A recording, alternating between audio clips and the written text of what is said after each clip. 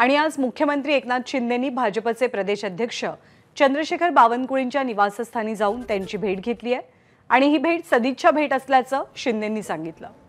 एकनाथ शिंदेंनी रामटेकचे उमेदवार राजू पारवे यांच्या प्रचारासाठी नागपूरचा दौरा केलाय। त्यावेळी त्यांनी बावनकुळेंची त्यांच्या निवासस्थानी जात भेट घेतली। मॅडम मॅडम मॅडम मॅडम इकडे इकडे इकडे भाजपचे प्रदेश अध्यक्ष बावनकुळेजी माझे मित्र आहेत।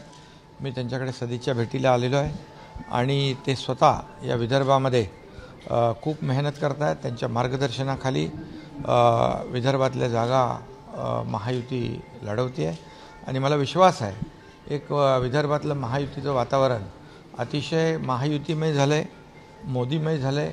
आज मोदीजींची सभा देखील चंद्रपूरला आहे, परवा रामटेकला आहे आणि विदर्भातले सर्वच्या सर्व उमेदवार महायुतीचे प्रचंड मताधिक्याने विजयी होतील अशी खात्री मला स्वतःला विश्वास आहे। एबीपी माझा, उघडा डोळे बघा नीट।